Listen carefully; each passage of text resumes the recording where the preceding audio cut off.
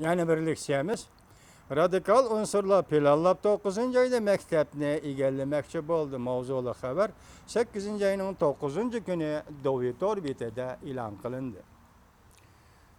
Shangang matbuotlari mundaq ko'rsatdi.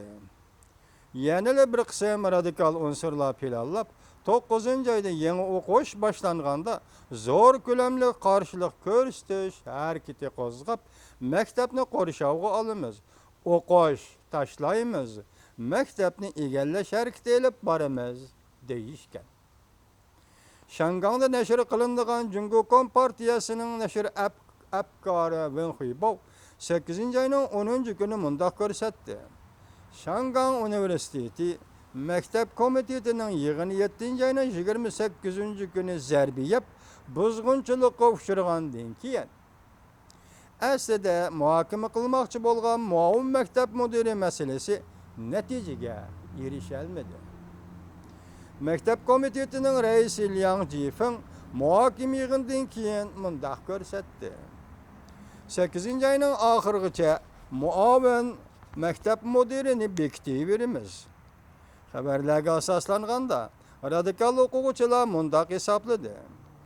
O'tganda berilgan zarba, ya'ni 7 ayning 28 kuni berilgan zarba berish bilan biz yetimiz degan maqsadimizga yetolmadik. 9 ayda yangi o'qish boshlash mavsumida o'quvchilar maktabga qaytdi. Bu fursat zo'r ko'lamli zarb berish harakati qo'zg'ashning, tashkillashning yaxshi fursati. Ba'zilar radikal o'quvchilar va yerliklar guruhi tashkiloti bilan maslahatlashib, eng keskin harakat elib berish mumkinligini fikrlashgan. Harakat shakli jumladan qo'rishib olish, o'qish tashlash, hatto o'tgan yili Jonxuan ko'chisini egallagandek maktabni egallash harakatini chetga qoqmaydi ekan. Wen Huibao yana boshqa bir xabarda mundaq ko'rsatdi.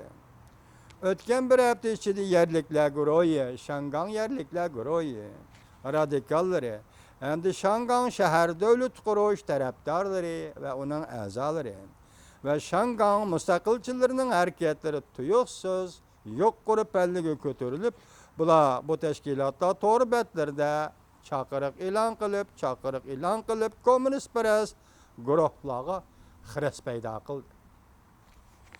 Tahlil qilaylik. Bu qatim o'quvchilar nimaga qarshi turmoqchi? Ushbu xabarda bu to'g'rida bir narsa deyilmadi. Lekin uyg'ongan Shanganglik o'tgan yildan boshlab umumiy saylovni ishga oshirish uchun o'zliksiz kurash qilib keldi. Bu qatim Shangang o'quvchilarining 9 ayda harakat qo'zg'amoqchi bo'lganligi davomlashib o'tgan Shangangdagi harakatning yana bir davomi bo'lishi kerak. Markaz inqilob o'zliksiz bo'ladi. Lekin bosqichliq bo'ladi degan emasmidi? Bu bir kategoriya. Inqilob o'zliksiz bo'ladi, lekin bosqichliq bo'ladi. Shangangda namoyish o'zliksiz bo'lib o'tadi ve bosqichliq bo'lib o'tadi. Ishonimizki, Shangangda namoyish bir zaruriyatga aylangan ekan, u hamon yana shundoq bir kuni tasodiflik ichida cho'qim g'alaba qiladi.